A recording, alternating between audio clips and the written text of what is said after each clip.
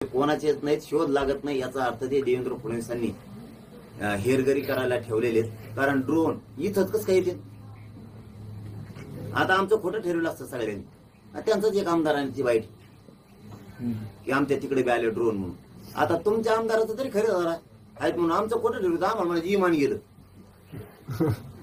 इमान का इमान तळे का इथं सरपंचाच्या घरावर इतक्या खाली का आली तर का डिझेल भरितोय आम्ही इथं? इतक्या खाली इमान करताय काय? म्हणजे इतके बघा, पोलिसांचा बी तसा अहवाल गेला जाऊन सरकारला, कर्तव्यदक्ष गृहमंत्र्याकडं की ते इमानी का? आता तुमच्या आमदारांनी सांगितलं की मी ड्रोन बघितलंय, ते ड्रोनचे कॅमेरे हे टाकले, शूटिंग टाकल्या. आता तरी खरं झालं तुमच्या लोकांचं तरी. आम्हाला तर येड्यातच काढणार आहे तुम्ही, मराठ्यांना, धनगराला, मुस्लिमाला, शेतकऱ्याला. आता तुमच्या याचं तरी खरं झालं. ते देवेंद्र फडणवीस ड्रोन आहेत, पण फडणवीस साहेब काहीच होणार नाही.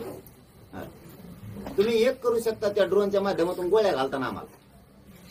आणि मी काय वरच असतो, तुम्हाला माहित नाही, त्या घराला हेच नाही, ते मधलं भोक्षातलं मोल्ड आहे, ते असं वाढायचं. कुणी येऊ शकतो, काही अडचण नाही. तुमच्या ड्रोननी गोळ्या घातल्या तरी मी वरच असतो बाहेर. काही काळजी करू नका देवेंद्र फडणवीस साहेब. तुमच्या सगळ्या चालीला पुरून ओरायला माझा, मी नसलो तरी माझा मराठा समाज खंबीर तुमचे पाठपुरावा आहे. करा हेरगिरी, काय करायचं तुम्हाला. पाटील, निवडणुकीचे तुम्ही पूर्ण तयारी करताय, ते सगळ्या गोष्टी खऱ्या. पक्ष सगळ्यात मोठी गोष्ट असते निवडणूक लढवताना, कारण की तुम्हाला जे उमेदवार तुमचे निवडून येतील त्यांना एका बंधनामध्ये बांधण्यासाठी एक पक्षाची गरज असते. या सगळ्या संदर्भामध्ये कुठली तयारी तुमच्याकडून झाली आहे का?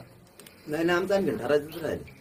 पाडायचे का लढायचे? पाडायचे म्हणलं तर पळून गेलं तरी काही टेन्शन नाही. पाडायचे म्हणल्यावर कुंकडे पळून गेला तर आम्हाला काय हे नाही. आणि उभा करायचे ठरले तरी त्याचे टप्परने पळून जायचे.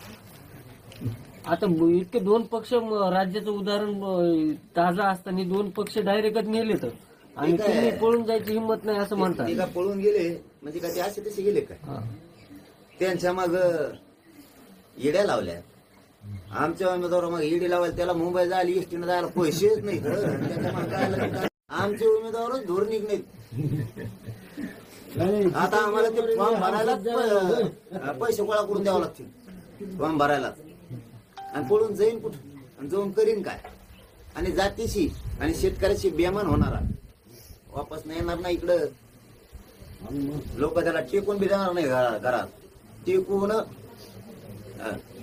इथं अपक्षच राहणार सगळे, आघाड्या फागाड्या काही नाही. म्हणजे तुम्ही सर्वसामान्य कुटुंबातला उमेदवार देण्याचा विचार करताय तुमच्याकडे? गरज होताच लढाई. आमच्याकडे नेते काही येत आहेत, काही म्हणलो आम्ही तुम्हाला. त्यातली बी आता काहींचं म्हणणं असं आहे, उदाहरणार्थ आता 87 आले, त्यातले अर्धे असे आहेत, जाऊ दे सांगतो, तुम्ही पत्रकारले कलाकार असतात, त्यातले काही असे आहेत ते मला म्हणतात आमचे 6 पक्ष आणि तिकीट देणार दोघा, आमचा चौघाचा कार्यक्रम झाला. मग ते त्यांच्याच मध्ये ते घरानं काय परवडत नाही बा आम्हाला. किंवा म्हणतो हे घरानं नाही परवडत राहा आम्हाला, त्यांचं जुडलंय ते म्हणतात. मग त्याच्यापेक्षा तुमचं परवडत, तुम्ही दगड ठेवा, काय करता मग ते पाडायला परवडत आम्हाला. म्हणजे एवढी खतखत त्यांच्या बी पक्षात, त्या 6 पक्षात.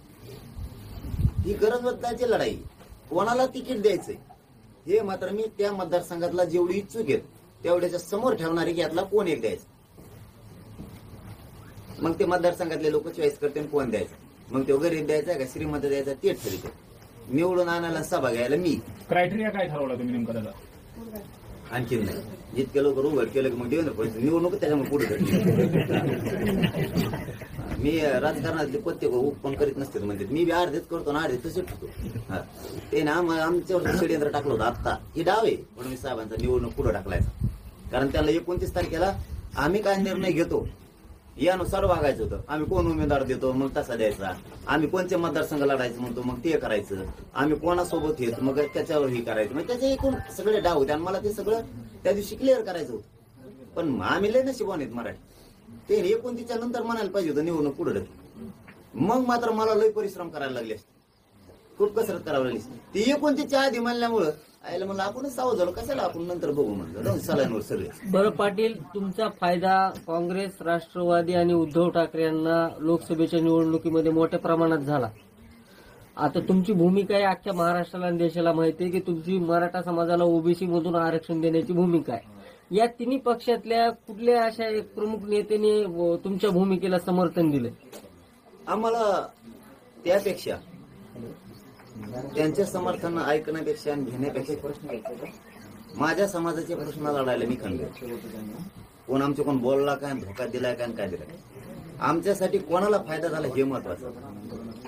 माझ्या मराठा समाजासाठी आणि माझ्यासाठी सुद्धा आम्हाला आमची ताकद दाखवणंही गरजेचं होतं.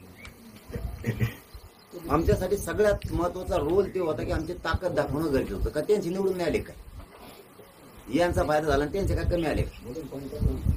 जळगावचं कोण आहे, साताऱ्यात कोण आहेत, पुण्यात कोण आहेत?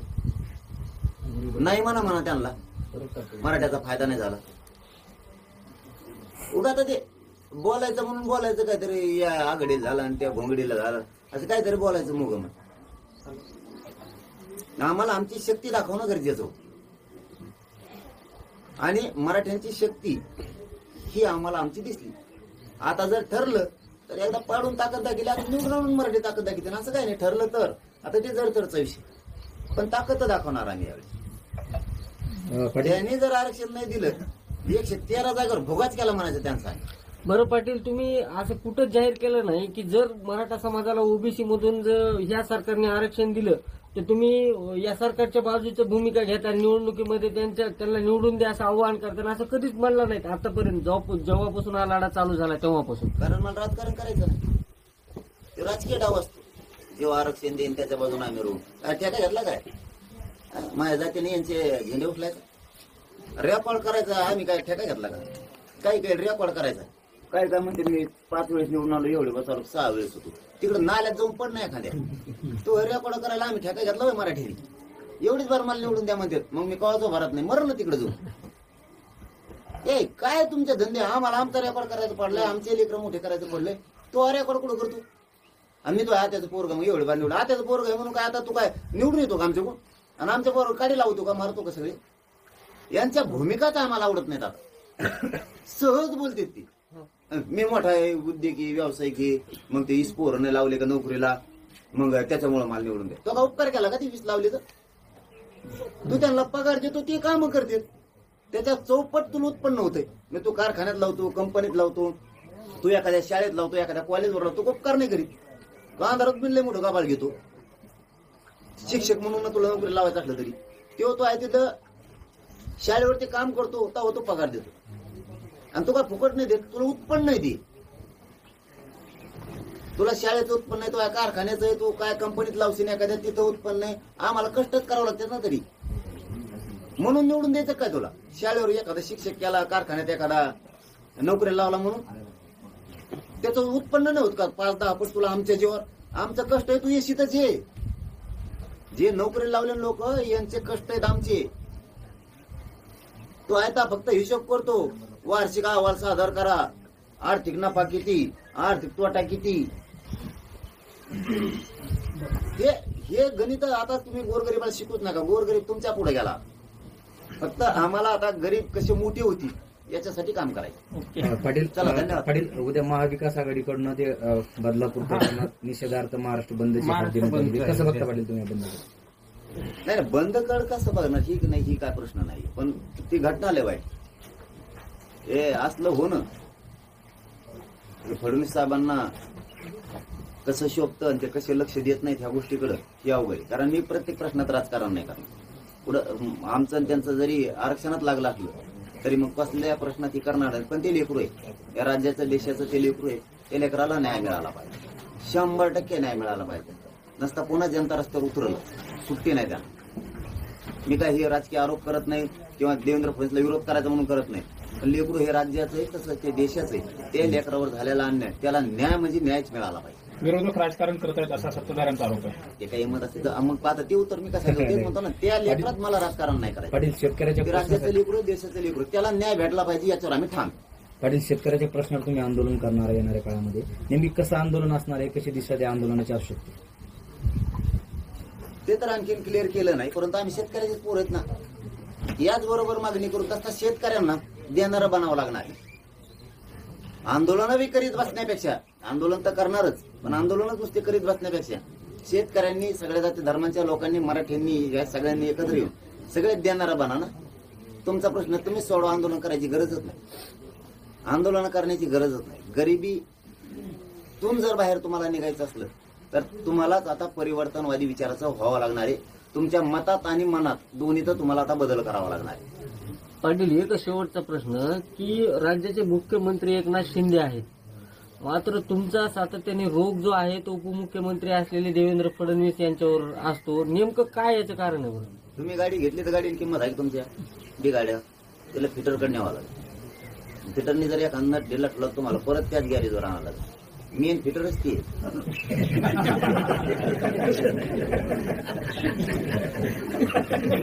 मेन फिटरच ती. दुसऱ्याला बोलून करता काय?